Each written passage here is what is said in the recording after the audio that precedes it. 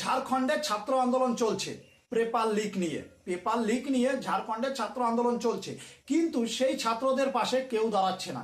কোনো বড় মুখ নেই, অভিজিৎ দীপ নেই, তোদের সৌরভ দাস নেই, রাহুল গান্ধী নেই, অরবিন্দ কেজরিওয়াল নেই, কেউ নেই। কেন জানিস?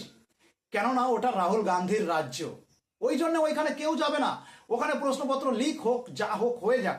ওখানে ছাত্রদের এতটাই করুণ অবস্থা যে তারা ছাত্র আন্দোলনটা চালাচ্ছে শুধুমাত্র মুড়ি খেয়ে ভাই, মাথার উপরে কিচ্ছু নেই।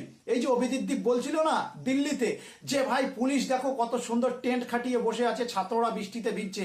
কোথায় রে ভাই অভিজিৎ দীপ? তোর রাজনীতি সবাই বুঝে গেছে যে তুই ওখানে ছাত্রদের জন্য যাসনি, তুই গেছিলি রাজনীতি করতে তোর বাবার জন্য, অরবিন্দ কেজরিওয়ালের জন্য। যেহেতু তুই আগে অরবিন্দ কেজরিওয়ালের পার্টির সদস্য ছিলি, সেই কারণে তুই ওখানে গেছিলি অরবিন্দ কেজরিওয়ালের জন্য। তোকে আমেরিকার থেকে আনলো কে? এখন মানুষ বুঝে গেছে। বুঝতে পেরেছিস ভাই অভিজিৎ দীপ? এখন মানুষ বুঝে গেছে যে তুই ওখানে সত্যিই রাজনীতি করতে গিয়েছিলি। আর রাজনীতি করার একটা নমুনা আমি দেখিয়ে দিচ্ছি, দেখো সবাই ওখানে রাজনীতি করতে গিয়েছিল কি না। अल्लाह का मतलब वो शक्ति जो हम सब में है, बस नाम रहेगा अल्लाह का। বুঝতে পেরেছো যে ভাই দিল্লিতে যে ছাত্র আন্দোলনটা ছিল সেটা রাজনৈতিক ময়দান ছিল।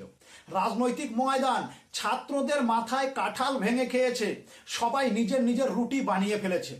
অরবিন্দ কেজরিওয়াল, রাহুল গান্ধী, অভিজিৎ দীপ, সৌরভ দাস, এরা সবাই নিজের রুটি বানিয়েছে ছাত্রদের মাথায় কাঁঠাল ভেঙে। কথাটা মাথায় রেখো ভাই, এটাই একদম আসল সত্যি। অভিজিৎ দীপ বারবার বলছে আমি ইউপি যাব, আমি বিহার যাব, কিন্তু আমি পাঞ্জাব যাব না, আমি ঝাড়খণ্ড যাব না। এই অবস্থা।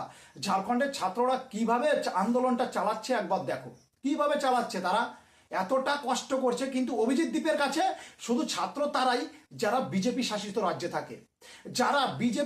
রাজ্যে থাকে, তারাই ছাত্র অভিজিৎ দীপের কাছে। কিন্তু যারা কংগ্রেসের রাজ্যে আছে, আম আদমির রাজ্যে আছে, তারা ছাত্র না। সেসব ছাত্রর জন্য অভিজিৎ দীপ লড়বে না ভাই। অভিজিৎ দীপ কি চাইছে জানো? অভিজিৎ দীপ নেতা হতে চাইছে। সব কথা শোনো, যে ভারতবর্ষের একজন বড় নেতা হবে। অভিজিৎ দীপের সাহস কি